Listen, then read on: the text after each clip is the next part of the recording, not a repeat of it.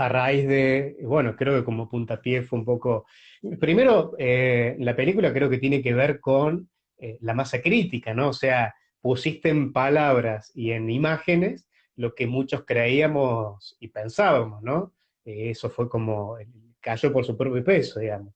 Entonces, a partir de ahí empezó a haber como impulsos, trajimos, no sé, Sandra Magluf, que estuvo en el documental, estuvo por acá y se hizo de un par de amigos villamarienses, entonces ella vino, por ejemplo, a dar un par de talleres, a partir de ahí se empezaron a conformar grupos de padres buscando generar escuelas alternativas y se armaron como dos grupos. Unos que sostenían la mirada de decir, bueno, hagamos escuela libre, ¿bien? Que eran como los más audaces. Y los otros se reconocían que necesitaban tener un modelo en el cual sostenerse. O sea, es como que se encontraban en el medio. No queremos la escuela tradicional, pero no tenemos por ahí las fuerzas y el coraje como para hacer una escuela alternativa, necesitamos sostenernos en algo. Ese grupo empezaron a gestionar y empezaron a traer la educación Waldorf, que no sé por qué año y corte ya van en Villa María, empezaron a venir profesores Waldorf a Villa María y se empezaron a ser profesores, digamos, dentro de esta corriente. Y hoy en día ya hay un jardín, que es el que más Waldorf es, y después hay jardines o guarderías tradicionales que los docentes hicieron la formación ahí, entonces están como mutando. Entonces te dicen jardincito tal con orientación en pedagogía Waldorf. A lo que voy es que está habiendo una transformación y una ida hacia esas corrientes, cada vez más padres están, digamos, avalando, digamos, este tipo de formación, y un poco la pregunta era, bueno, por esto, porque quizás haya, si bien Villa María obviamente es relativamente chica la ciudad, o sea, tiene 100.000 habitantes, pero no es un Buenos Aires. Entonces, bueno, con un par de proyectos yo creo que está bien para captar, digamos, el universo de padres que se animen a sacar o a transitar otro tipo de educación. Entonces la pregunta era esto, si estás haciendo algo, o sea, aparte del curso este, digamos, como dando apoyo, ¿estás dando algún tipo de charla presencial si se te convocara, por ejemplo? Sí, sí, lo hago y lo he hecho bastante. Ahora no, en aislamiento no, Ujú. pero lo hago. Y también lo que he hecho mucho el último año es acompañar escuelas, visitarlas, conocer un poco el trabajo que hacen, escuchar las problemáticas que tienen y de alguna manera adaptar el curso a las necesidades de esa problemática. Es decir, porque tal vez todo el curso habla de muchas cosas, entonces adaptarlo solamente para ver herramientas que les puedan servir para resolver determinados problemas. Entonces, en ese sentido, yo me fascina la idea de las experiencias integrales, como decía antes, pero la verdad es que también me parece que todas las experiencias que se animan a hacer algo distinto ya por sí son valiosas e importan, digamos, ¿no? Porque por más que uno elija un método, es imposible no cargarlo de una mirada personal, digamos, Ujú. de la autoría de cada uno, de cada persona que está sosteniendo. Ahí. Entonces, sea una escuela Waldorf, una escuela Montessori, una escuela libre, así siga el modelo más rígido, digamos, de certificaciones o lo que sea, es algo distinto, es otra cosa, digamos, porque hay un grupo de gente distinta y tal. Entonces, para mí vale la pena apoyar y acompañar siempre que pueda, ¿no? Siempre que sea posible. Así que sí, lo sigo haciendo mientras esté en mi capacidad y en el tiempo y la agenda y se pueda sostener, se hace. Bien, ¿qué crees que, un poco viniendo al tiempo de ahora, qué crees que puede llegar a pasar a nivel educativo con esto que está sucediendo en el mundo? ¿Crees que puede llegar a generar un quiebre? Porque las escuelas han tenido que tomar herramientas y mutar a la fuerza, bien, generar estos contextos online. ¿Crees que todo va a volver a como estaba? ¿Crees que es un quiebre que puede llegar a repensar la educación tradicional como se estaba dando? ¿Cuál es tu mirada respecto o sea, en este contexto que está pasando, pero a nivel educativo?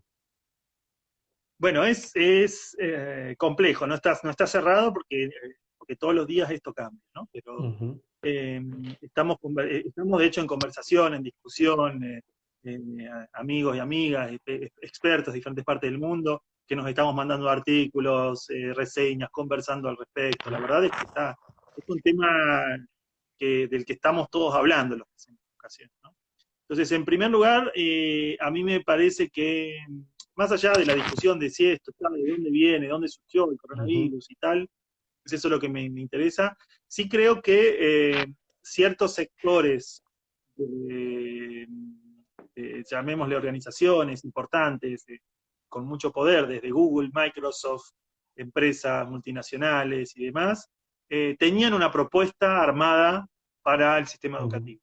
Una propuesta que pretende que el sistema educativo vaya hacia un lugar, que pretende quitar a los docentes del medio, que pretende de alguna manera estandarizar aún más, o sea, ¿no? Que no se confunda con quitar a los docentes del medio y cambiar la lógica de la escuela con algo mejor, digamos, ¿no? ujú, Eh, Pretenden hacer más eficiente y además rentable el sistema educativo, ¿no? Con esto de las plataformas y más, hoy en día gran parte, buena parte de los niños del mundo están compartiendo sus datos, su información ujú. en una plataforma de Google o de Microsoft, y esa información es valiosa en términos de mercado, digamos.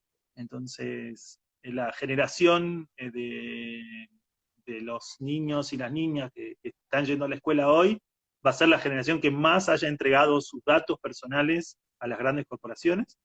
Eh, y eso por lo menos es para tenerlo en cuenta.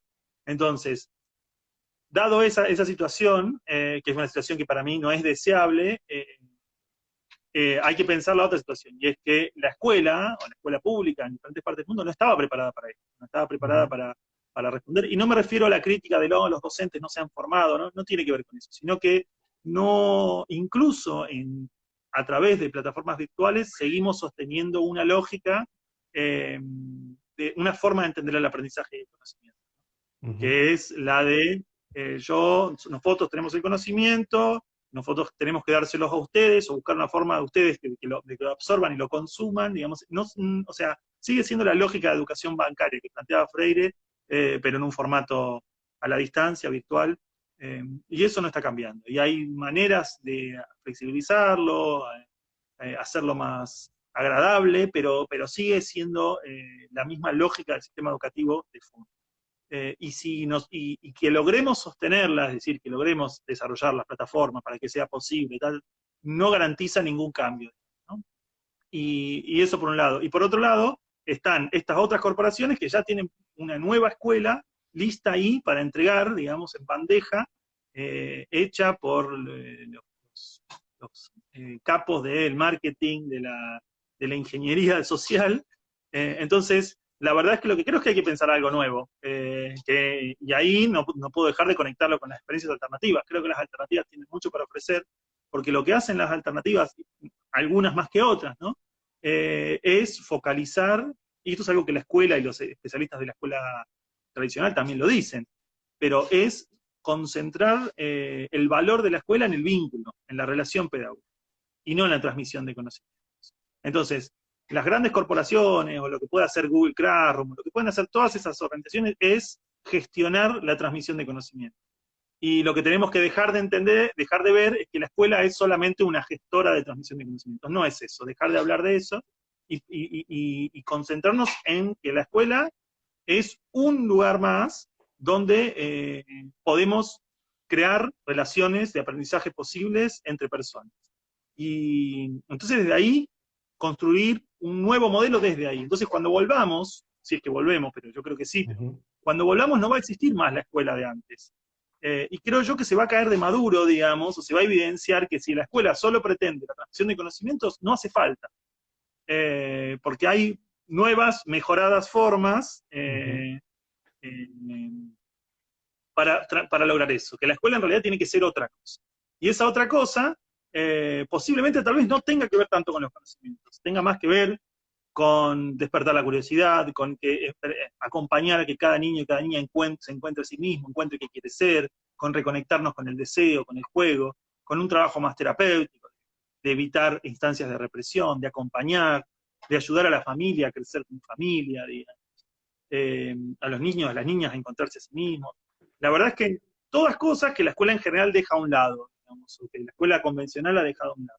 Entonces, para mí, tenemos que, cuando volvamos, tenemos que meterle a full a esa escuela y no correr atrás de los contenidos, ¿no? De hecho, está circulando un artículo de Francesco Tonucci, pedagogo italiano y amigo, que habla de esto, ¿no? Que no perdamos este tiempo precioso con tareas. Ujú, Este momento que tenemos ahora es una oportunidad para repensar el sistema educativo, para repensar cómo queremos que nuestros hijos aprendan, qué queremos que aprendan, desde dónde, ¿no? Entonces, por ejemplo, en este momento en la historia, está pasando esto, una pandemia. Ni vos ni yo vivimos una pandemia en el pasado, digamos. ujú. Pocos adultos, los octogenarios tal vez, vivieron una pandemia, digamos, ¿no?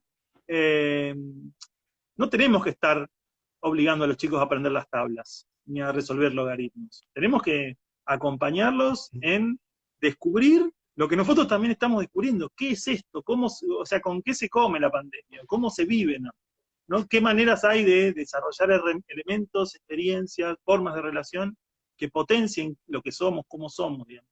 Entonces, para mí es esto, es como que el sistema educativo eh, va a verse en un lugar muy difícil, porque lo que muchos hemos estado diciendo durante mucho tiempo se va a evidenciar muy claramente, ¿no? Entonces, porque hoy ya desaparecieron las lógicas de control, entonces cuando volvamos tal vez van a haber quienes quieran volver con todo, con la escuela convencional, y creo que va a ser muy duro para esos, porque los chicos creo que ya se van a dar cuenta que no iba por ahí. Ujú. Y va a haber quienes digan, ya está, basta de remar, basta de luchar contra la corriente, creemos algo nuevo y encontremos un nuevo curso, digamos, ¿no?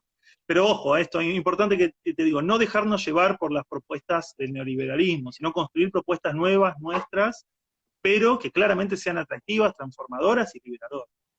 O sea, entiendo que entonces no estás muy de acuerdo con las plataformas virtuales en cuanto a lo que es el conocimiento, la transmisión de conocimiento. Yo creo que no es tanto de que estoy o no estoy de acuerdo, me parece que en tanto las usemos para desarrollar conocimientos y para aprender cosas que, que, conocimientos que construyeron y que produjeron otros, está muy bien. Pero que eso no es la escuela. O sea, que eso no es Ujú. aprender. Que aprender es construir relaciones nuevas. Y eso no lo podemos hacer con alguien que me entrega en bandeja, ¿no? No, no, O porque sea, aparte que tiene... aprender no es consumir, digamos, ¿no? Ujú, Entonces, por ejemplo, en Proyecto C, lo que estamos tratando de hacer es, en las diferentes escalas, es construir instancias con los niños, ya sea en directo, en vivo e indirecto, o con los más pequeños, tal vez no en vivo e indirecto, pero sí proponer cosas para que ellos construyan y creen algo nuevo, no para que sigan una línea, una regla, una orden, ujú. digamos, no para que respondan una consigna, sino para que creen cosas donde están con lo que tienen, ¿no? Con los más pequeños trabajando mucho sobre el arte, con los niños más grandes pensando en proyectos vinculados a la expresión, al arte, a hablar como sentimos, darle mucho espacio a la conversación, escuchar a los niños qué sienten, cómo la están pasando en este momento, digamos, ¿no? Quiero decir, eh, proponer instancias de creación, digamos, ¿sí? Y de nuevo, no solamente con aspecto artístico, digamos, de creación de vínculos, de creación de relación, de invención, de sacar afuera, digamos, ¿no? Y creo que esto no lo pueden hacer, por más que quieran ninguna de las plataformas, digamos. Las plataformas solo pueden Ujú. brindar el medio, eso lo pueden hacer las personas. No, no, porque Es me decir, hiciste... todavía los robots no crean por cuenta, los algoritmos no crean, sino como los algoritmos traducen y ordenan información que nosotros les damos. Entonces, pero No, eh, adhiero, en realidad me hiciste repensar, porque yo medio que dije qué copado esto de las plataformas, y la verdad que sí, tenés razón, o sea, me hiciste repensar y replantear que claro, una plataforma todavía tiene el poder de decisión mucho más concentrado, porque en definitiva la escuela como está planteada, en cierta manera queda librado a la escuela, al director, que yo, y en última instancia al docente, o sea, en todo ese hilo, desde la orden impartida hasta el docente, quizás pueda llegar a haber alguna posibilidad de fasaje y de que se distorsione un poco y que el docente le termine poniendo su onda, si quiere, ¿no? En cambio, en este formato virtual, podremos decir que en una suposición, sé que no es así, pero bueno, una persona puede armar un contenido que se distribuye de manera multidireccional, casi de manera infinita, a todas las plataformas que quieran usar ese contenido, con lo cual lo que se quiere transmitir es mucho más, eh, concentrado a la manera de pensar de quien creó ese contenido. Entonces, por eso Sí, y los me discursos, hiciste repensar cosas que yo, y replantear, y los ¿no? discursos, y lo que tienen es que son discursos y son discursos de comunicación, y, eh, y los docentes, por más buenos docentes que sean, no pueden competir contra las grandes maquinarias especializadas en comunicar que tienen décadas de experimentación en Ujú, publicidad y demás. Entonces, hoy un docente puede armar una buena clase de literatura X, pero cuando la armen las grandes corporaciones con sus aparatos, claro. digamos, de publicidad, van a Ujú, ser más atractivas, más, o sea, van a ser más consumibles, digamos, ujú. más parecidos a la Coca-Cola del aprendizaje, Exactamente. eh, y menos artesanales, y por ende también menos matices, ¿no? Entonces, de hecho es así hasta explícito, ¿no? Si uno ve esta plataforma virtual que ya tiene varios años con esto, que es la Khan Academy, que fue revolucionaria por ser la primera plataforma donde los docentes hacían clases en pizarras como digitales y las clases se subían y uno puede ver todas las clases del mundo. Es decir, todo el contenido posible ya está en esa plataforma y Ujú, así como esa hay otras. De hecho, en Argentina sin ir más lejos, hay las 400 clases, Acámica, bueno, hay montones de plataformas que tienen clases ya subidas, de hecho, y para toda la inicial, primaria y secundaria, incluso clases universitarias. Es decir, eso ya está hecho. ujú, El tema es que esas clases las hicieron un grupo de personas limitado, entonces va a ser más fácil, lamentablemente, decir, ¿para qué voy a hacer una clase si ya está hecha? ¿No? ujú, Entonces, consumir eso desde esa clase. Y esa clase viene despolitizada, descontextualizada. Entonces, ¿la podemos usar? Claro que la podemos usar. La podemos usar para aprender las tablas y para poder algún elemento objetivo. Pero tenemos que tener herramientas críticas de poder identificar qué por debajo, digamos, nos está diciendo esa herramienta, digamos, nos está diciendo esa clase. Y poder, de alguna manera, compensar todo el pensamiento crítico que falta en estas perspectivas, ¿no? Entonces, si uno ve, el caso más claro es las charlas TED, digamos, las charlas TED son fascinantes en distintas partes del mundo, pero están vaciadas políticamente. De hecho, es una ujú, regla de TED que no tengan elementos políticos. Y eso no es casualidad, digamos, es parte de una idea de que el contenido de esas charlas sensibilice, sean ideas interesantes que son importantes para transmitir, pero estén despolitizadas. Entonces, bueno, ahí es como que es parte de como una lucha ideológica, digamos, ¿no? El terreno ya es mucho más grande que el de la escuela, de la esquina, del frente de la plaza, digamos. ujú, Y tal vez lo importante es pensar que, o aceptar para los docentes que la pelea, digamos, no se da solamente ahí, digamos. Y esto evidencia que el territorio educativo es mucho más amplio, ¿no? Entonces, lo que tenemos que inventar es algo que realmente nadie puede hacer, y por eso vuelvo, que es el vínculo, digamos, es volver a trabajar sobre el vínculo. Eh, que es lo que, bueno, ni Microsoft ni Google pueden hacer por más dinero que tengan, digamos, ¿no? Porque un ujú, abrazo no lo pueden reproducir. ujú. Bien. Sí, un poco yo me había imaginado una especie de modelo donde dijera, bueno, el niño, porque en realidad ya está sucediendo, busque el contenido en estas plataformas y el docente como tal se dedique más a una contención emocional y a esto que vos decís del abrazo y desde enseñar desde otro lugar. Pero lo veis de un modelo más autodidacta. Y lo que vos, por eso te digo, me Ujú. hiciste replantear de que, claro, si uno accede a plataformas online, esas plataformas online alguien las creó, alguien puso un contenido y alguien direccionó ese contenido. Por eso te digo que me hiciste un poco replantear esto, ¿no? De que hay que ser como por ahí meticuloso. Una cosa es que yo me ponga a buscar y busque varias miradas y llegue a mi propia conclusión, y otra es que acceda a una plataforma donde ya hay una manera de pensamiento establecida. Y pensar tal vez en eso, que la verdad es que tal vez va a ser la era en la cual vamos a valorar la curaduría, es decir, gente que conoce del tema y que puede decirnos por acá sí o por acá no, que nos puede orientar, digamos, ¿no? En ese sentido, como es importante, es decir, no es lo mismo ir al supermercado siendo nutricionista, Ujú, ir al supermercado, ¿no? No habiendo nunca estudiado nada de composición de alimentos. Entonces, lo que yo puedo alimentarme es muchísimo más importante y más valioso para mi desarrollo físico si yo sé algo de nutrición. Entonces, ahí es donde tal vez empiezan a aparecer las competencias reales, poder identificar eh, tipos de conocimientos, tipos de plataformas. Hay plataformas que son más libres y más autogestionadas que otras, y más autónomas que otras. Eh, y después también medir eso, ¿no? Tampoco, de nuevo, lo mismo que decíamos antes, tampoco ponerse dogmático con, solo vamos a usar tal plataforma porque es la que no está controlada por ujú, Google. Bueno, no. También hay otra discusión y es que a cuánta gente queremos llegar, cómo queremos impactar, ¿no? Entonces, por ejemplo, para difundir mensajes y demás, seguimos usando Instagram, seguimos usando Facebook. ujú. Eh, para transmitir conocimientos ya, digamos, envasados, que nos parece que tal vez de envasados, como en una película, dice yo, llegan, está buena esta plataforma. Ahora, para producir juntos y tal vez tenemos que inventarnos algo nuevo. Bien. Bueno, Germán, quedan 5 minutos, así que lo que quiero es, bueno, invitar a la gente que te sigan, que te busquen.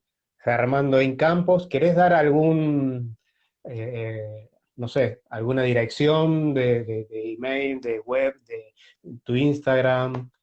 ¿Cómo te buscan más Y allá les de invito a seguir en Instagram en Educación Prohibida, que es Ed que... Prohibida en Instagram, y si no, a entrar al sitio web desaprenderonline.com, que es donde estoy haciendo las charlas y los cursos.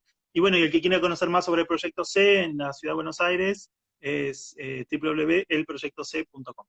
Bien, bueno, para aquellos porque veo que están diciendo que guarden la charla. Esta charla va a quedar en mi Instagram por 24 horas, @Fernández Ángel Adrián.